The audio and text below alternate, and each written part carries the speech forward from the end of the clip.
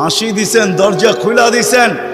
বাকিটা আলী রাদিয়াল্লাহু তাআলা আনহু বলতেছেন, ফাতেমা সাররাত ওয়া তাবাসসামাত। ফাতেমা তখনও মুস্কি মুস্কি হাসতেছিল আর খুশিতে নাচতেছিল। আমি তো ঘরে ফিরে আসছি, কিছু আসুক আর না আসুক, আমার রাজা তো ঘরে ফিরে আসছে। বলে আমি আর নিজেকে ধরে রাখতে পারি না, কাঁধে হাত রেখা বললাম, রহিম আল্লাহ ইমরাআতান, তোর মতো মেয়েদের উপরে আল্লাহ কিয়ামতের সকাল পর্যন্ত রহমতের বৃষ্টি বর্ষণ করবে।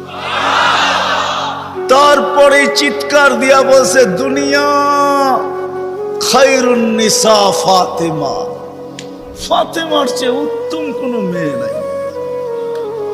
এটার নাম হলো কেক কাটা ছাড়া হ্যাপি। আমরা তো কেক কাটো, আল্লাহকে রাজি করতে হবে।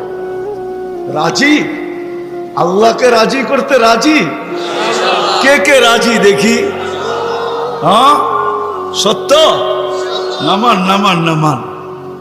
কিন্তু আল্লাহকে রাজি করবেন কি করে? চোখে দেখা যায়, কথা কানে শোনা যায়, ধ্যান ধারণায় আনা যায়, বর্ণনা দিয়ে শেষ করা যায়?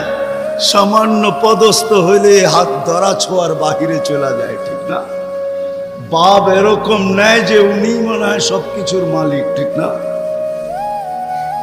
সামান্য পদস্থ হলে আল্লাহ তো আল্লাহ না, আল্লাহ তো রহমান, আল্লাহ তো রহিম, আল্লাহ তো মালিক, আল্লাহ তো কুদ্দুস, আল্লাহ তো সালাম, আল্লাহ তো মুমিন, আল্লাহ তো মুহাইমিন, আল্লাহ তো আজিজ, আল্লাহ তো জব্বার, আল্লাহ তো মুতাকাব্বিরুল খালিকুল বারিউল মুসাব্বিরুল গফফারুল কহ্হারুল ওয়াহাবুর রাজ্জাকুল ফাত্তাহুল আলিমুল কাবিদুল বাসিতুল খাফিদুল